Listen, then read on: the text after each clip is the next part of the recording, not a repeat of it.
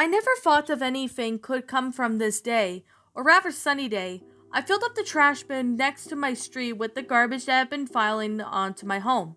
I knew that the dumpster truck would be around soon to empty it, as it always had been every day.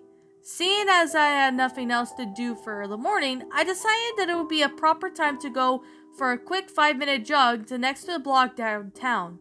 In fact, the temperature was in perfect spot, so I never really got too hot until the end of my jog. As I was walking back to my home as part of the cool down, I was shocked as to what I found. The trash in the bin hadn't been picked up, but rather strewn around in the bin. Bargs, not root beer cans, were littered all over in the bin in the circle, along with various other bits of debris. The black trash bag that I had placed unwanted material appeared and emptied completely. It just laid on top of the bin. Wondering what could have had happened, I began to pick up the unexpected mess. However, I was about to place one of the Barg's cans back into the bag, as it seemed the sack wasn't completely empty.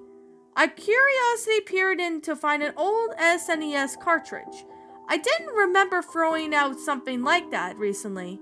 In fact, every SNES game I've ever had bought before is still sitting in my basement. I figure whoever littered my trash everywhere did this. I took the game out and examined it. What was on it surprised me. I know that although there's a lot of stories about the games that must have labels torn off, or just suspicious looking cartridge to begin with. However, this label actually seemed pretty professional in its making. The only thing off about it was the premise of this game shown on the label. The title of the game was simply My Little Pony: Friendship is Magic, similar to how the title from the show's name in the iOS game. The Generation 4 characters models even were present on the cartridge, as well as Twilight Sparkle, Pinkie Pie, Fluttershy, and all the other main characters were present. This especially was odd since the version of the show came out in 2010, which was way out of the time someone making SNES games as for profit. I then thought back to the particular game known as Battle Kid for the original SNES. Someone had actually programmed an old system long before it was abandoned by most developers. In fact, the guy was even selling a physical copy of it to people around for a small profit. After hearing this, I figured that maybe it was just some fan developers that wanted to share his or her creation with someone else. I was rather curious as to why it had been done in such a messy manner though. They could have just maybe left the game on my doorstep and I would have gladly sat down to play it.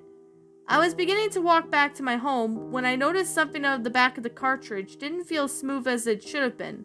My fingers had slid across the rough patch somewhere.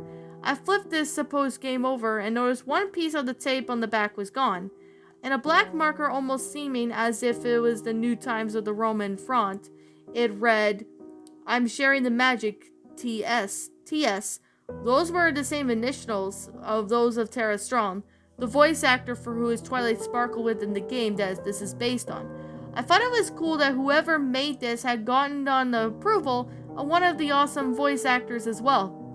I remember seeing the same saying somewhere once before that was described, whatever Tara Strong touches to turns gold. Seeing as I have yet to see anything terribly bad come out of whatever she's a part of, I thought that saying that would have some merit determining how good the game really was to play. I think I've rambled on long enough about how I managed to come across the game. I think it's time to describe what came from playing it.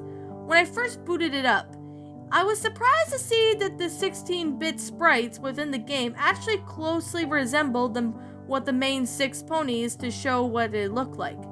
They were sitting at the front of what seemed to be Fluttershy's home in the show. They have seemed to be relaxing with a nice picnic. Twilight was reading another book as usual. Fluttershy seemed to be resting along with her pet bunny Angel, resting next to her. Rainbow Dash could be seen lying around on her back with some sunglasses on. Pinkie Pie seems to be focused on waiting for something to come out of underneath the picnic rag. I didn't even know. She was hard to figure out in the show too. Rarity and Applejack just had their backs against the tree. All of this was covered with the classic logo, which read, My Little Pony. The most impressive yet was the audio. It was a classic remix of Pinkie Pie's Smile song from the show, which is one of my favorites of all time. It was always seemed to cheer me up on my worst days. Hearing it through the SNES sound clip was just so beautiful. I knew the game actually had some effort put into it.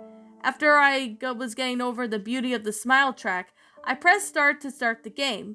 The first few screens explained the basic controls that I would have to get or use for certain obstacles. And if anything, the gameplay was similar to what Twine that had the offer, which you would have to use all your characters to get past a certain obstacle. For example, Rainbow Dash would necessarily have to remove her thunderclouds to fly over things, while Fluttershy could be used as tame, and then walk past a large living creature that you would happen to see or run past. Of course, for the inanimate objects, along with several other threats, Twilight was always there to work with her magic. Pinkie Pie was able to launch a party cannon attack whenever someone below managed to turn enemies and projectiles into some sort of cake batter. Applejack's main purpose was bucking all the apples out of a tree for more food event that you need for the party's health that got too low. Apple trees were very rare in the game though, and you would provide the maximum of 3 apples when bucketed. But of course, rarity was simply just used for the majority of stealthy portions in the game that you would have to get past a guard or avoid being detected as if you had several outfits of her to blend with your surroundings. Now I've got that lengthy description out of the way, the game played out the way, it's time for me to describe what was truly frightening about this experience. After playing through a majority of the levels for about an hour, I came across a level simply titled Stage 16 Stop. I thought that was odd. The way stop was written was also unnerving, as it almost seemed to be small drips of blood dripping from each side when it read the letters. As the level faded into view, I was horrified by what I saw. Dead, lifeless trees seemed to be more like Nintendo 64 graphics were appearing on the screen. The sky was also blackened with a slight hint of red, and the ground could be walking was a grayish instead of lively colors that I had been seeing before. The character was on screen was Fluttershy, who seemingly more worried than usual. The freakiest part was all of this, the playing with the Smile song in reverse. The version wasn't even the 16-bit version on the title screen. It sounded like the actual instrumental version of the song, just play in reverse. I was beyond words at this point on whoever made this game was sick, twisted individual. Confused as to why the sudden change of the atmosphere, I decided to move forward, only to see a giant, bony, black hand coming out of the ground to grab Fluttershy. She was crushed within the same instant with blood running out of every direction. The game never had been graphic with the character death before. In fact, there was never any blood in the event of a character had temporarily fainted. Deciding to try a different approach overcoming the obstacle in hand, I thought that I could use Rainbow Dash to fly as well as over it. However, to my horror, the hand reached all the way up back and blackened the sky and still crushed poor Dash with the same grip that had gotten the best from before. Maybe Pinkie Pie would help accomplish something with insane stroke of luck? Nope. She was crushed right in the giant pool of blood as well. I tried switching to Twilight to see if I could use her magic to get across, but the game was bugged and it would not let me do it at this point. I thought that maybe I could use Rarity to get across with camouflage disguise of sorts. No such luck. The camouflage was soon bloodstained and I tried switching to Twilight again, but she still wasn't selectable. Applejack was my last hope, and of course, she was crushed easily with someone who would bite into the single apple. If I had given up all of this hope of beating up this game, the game suddenly put Twilight into control. In fact, I was no longer pressing any buttons. Twilight was just casually strolling past the spot where the other 5 members of the party were brutally crushed, as if they were toothpicks. After she researched the edge of the screen, a dialogue box appeared. Princess Celestia was right. My friends do really come in handy when you really need them. After I pressed A to remove the dialogue, the reverse smile sound stopped, and then there was dead silence for about 10 more seconds. Then another dialogue box appeared. Their potential was exceedingly great. It even felt so good to possess it myself. I could feel it as if I accomplished anything now. What kind of sick madness was this? This was not Twilight I knew from the show. She would never harm her friends just for her own personal reason, would she? Then Twilight turned directly towards me, and I could see a red pixelated glowing in her eyes as she just stared at me intently. I'm only merely doing what you have been doing for the entire whole time. I'm using my friends as a means of escaping my current life. You've grown bored out of your own life the same way I have mine, so it is time to move on. Using them? How is everything I've done remotely compared to my feelings? Almost as if in response to my question, she answered, Your own life is empty as was mine. You turned somewhere and you kept to yourself entertained. You need a purpose. I found mine. But it seems that if you still need to find yours. At this point, this very disturbing image of Twilight and an unsettling smile, like one that seems to be an episode of My Little Pony Friendship is Magic titled Lesson 0. That smile sent shivers down my spine when I saw it in the show. But this is as far as tops as it was detailed. Everything about it seemed to be as if real-life photograph that had been snapped with a high-quality camera. Her eyes were completely missing, beyond the reach of their sockets as if it was just a black void. The mouth was also toothless as there was no tongue or any other features within it either. It was just a black void as the eyes were. At this point, text just splattered across the screen, as if each letter stroke was carved with a bloody knife, and the text read, I'm sharing the magic. At this point, a loud ear-piercing scream suddenly came out of my speakers. I covered my ears in a vain attempt to block out the sound, but it was still coming through.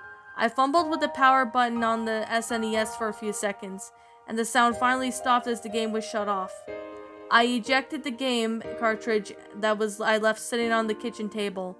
I knew I had to share this experience with everyone, and I needed all the proof that I could get to show everyone my case was real. However, I felt really tired of, despite the time only being around 1 in the afternoon, so I figured a quick nap wouldn't hurt me much. However, during this quick nap, I happened to have a strange dream. I felt as if I was walking down a street to my original hometown of Ballowville, Connecticut. I was casually walking down the street when I first stopped in front of someone's trash bin. I madly ravaged through the person's trash receptacles for whatever strange reason, littering all kinds of trash here and there. I also happened to take something out of the bag that I have somehow been carrying. Was the cursed cartridge I had managed to come across earlier.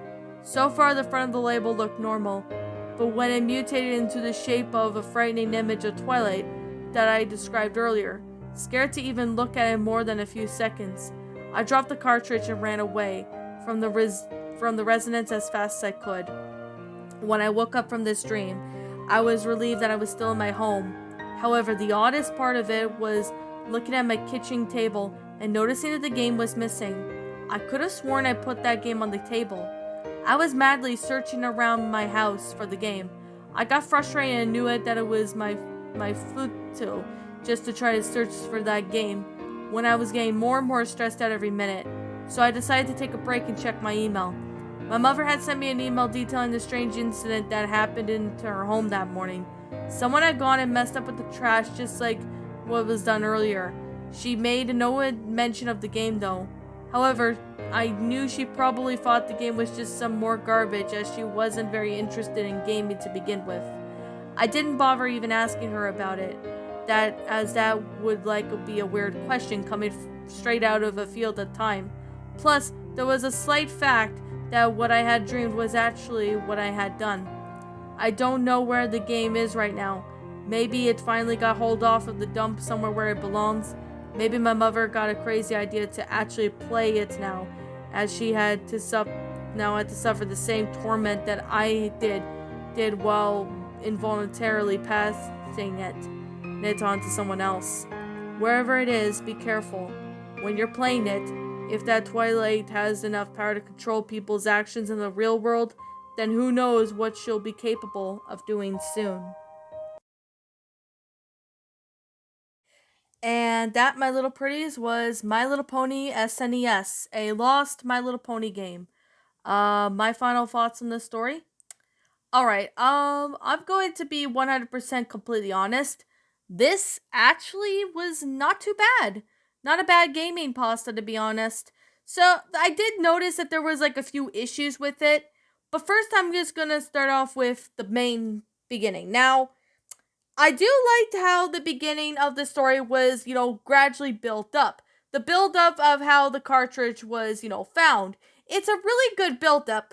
Yeah, I would have to say it was a little cliched, seeing, a cartridge on the, street and all that. I know some other pastas have done that. And I have to say, I believe this is like an older pasta, so yeah, I guess this must have been written back before creepypasta narrations with when I hear them, especially the older episodes, they even include, stuff like this. So this one was most likely an older one before creepypastas became, cliched and all that. But yeah, it's neither here or there. And another thing I would have to say is like I love how the fact that the protagonist is explaining, in the game of basically, what's actually happening in it, and the details of it was describing very well for the most part. But there were maybe I think a few things that kind of did not set well for me. Like for one thing about, Twilight Sparkle saying about, not doing anything when her friends, were all killed, in the 16th level. Like when it comes to characters being killed off, I think it just happened too much in this. Like I know it's kind of, an older pasta, but it still just didn't really, sit well with me. Like, I mean, I don't have a problem with characters being killed off and all, providing, the good context in that. But to me, I think that was just thrown in there for the sake of throwing it in there.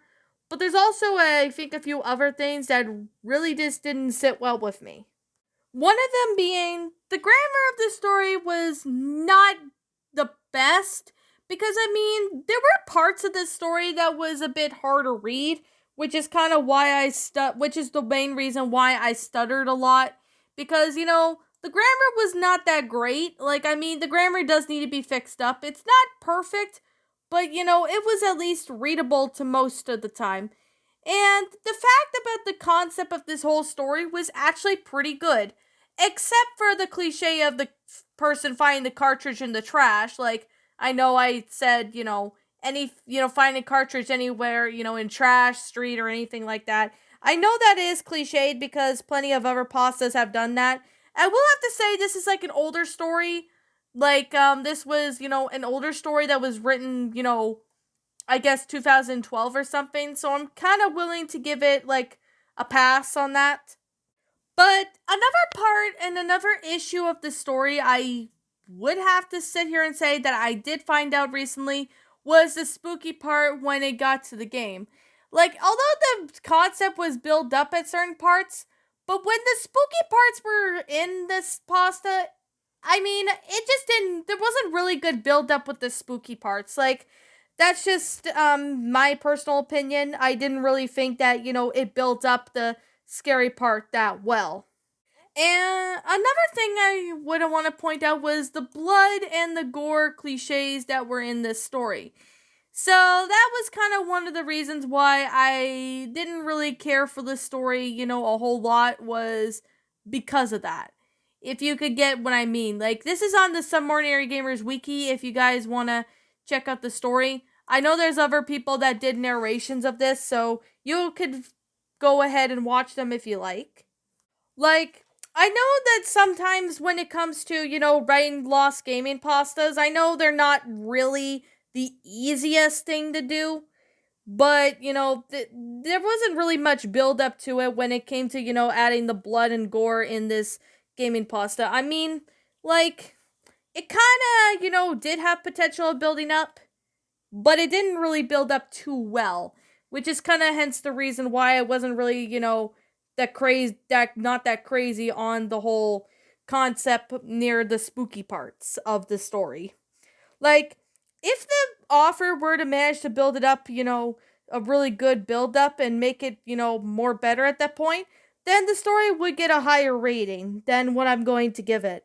Now, still not sure who the original author is though, so I did try to find it. So until I can find out who the original author is, this story I'm going to leave it as anonymous for now. If the author happens to find out this story, if he or she were the one who read this story, wrote this story, um, if he or she could comment in this video, I'll definitely be sure to give him or her proper credit because this story was not a bad one, but there were flaws with this story that I'm gonna be brutally honest with it. And I'm gonna sit here and say this right now is that the startup did have a good, potential of being pretty good and all that, but it felt flat when it started to, get into, the gameplay with the cliches and all that. And when it just went from 1 to 100, I mean, I wasn't really crazy on this story. Like, I mean, the startup was good, but I ended up not becoming like a crazy fan of this story, just to be brutally honest. Like, it's not a bad one. I just gonna say it just didn't work out well because it started off, pretty relatively decent, but then it fell flat and it ended up not being the best story that I've read. I said this before because I've read, some other stories that were not that great either, so there's that. And there was like this part where Twilight Sparkle talks to the protagonist. Oh my goodness. Oh my goodness. Like, I'm not gonna lie, like the fourth wall breaking, really? There's like no reason why the protagonist has to sit there and add that. Like, there's no reason for it. Um, if you're gonna add like a fourth wall breaking, there has to be proper build up with it. Even if there isn't making any sense in with the reason, there at least has to be a very good explanation, or at least give it some form of detail on why that's the case. At least that is to me. But yeah, the main reason why I don't really care for the story is like the beginning part was good, but the second part, it just fell flat. And I mean, there was like a lot of, you know, downfalls on why this story, just went from 1 to 100, just went downhill from here or there. So I guess that's just all I have to say. Maybe if I'm missing something, maybe you guys can maybe let me know in the comments below. Cause yeah, I'm not crazy on this story. Never really liked it too much, but it's an alright one. Up at like for the beginning part of the story, but when it got to the ending and even the the rest of the story, it just fell flat. That's why the story is the way it is. Okay, now like I'm gonna say right now, and like I always continue to say, this is just simply my own personal opinion, and if you happen to disagree with me, that's fine too. We're all entitled to our own opinions regarding these creepypastas, and this is simply my own personal thoughts. My final rating of this story would have to be a 5 out of 10. I'm only giving this a 5 out of 10 was because the beginning part of the story was great, and I do like how, it had a pretty good build up at the beginning. But the fact that the grammar needs to be fixed up, that was one of the reasons why the story brought down. And the concept of how the game got out was pretty simple. But when it got to blood and gore and, cliches, and it just went from 1 to 100, that's when the second half of the story, it just fell completely flat. There was unnecessary, details, with Twilight Sparkle breaking the fourth wall and all that. But other than that, it's not a bad story. It's an alright one. Not really like a major fan, but it's an alright story. I'm just gonna say that now. But anyways, what did you guys think about this creepypasta? Did you all enjoy it? Did you all not? Also, what we have done personally to help make this story a lot better? Feel free to leave me know what your thoughts are down in the comment section down below. I'm the Queen of Lions. Thank you so much for watching today's episode. And if you happen to be brand new here on this channel, be sure to like, comment, and subscribe because I make brand new videos every single day. Don't forget to ring the notification bell to when I upload so that way you guys will not miss an upload. And as always, please roll the outro because I'm out.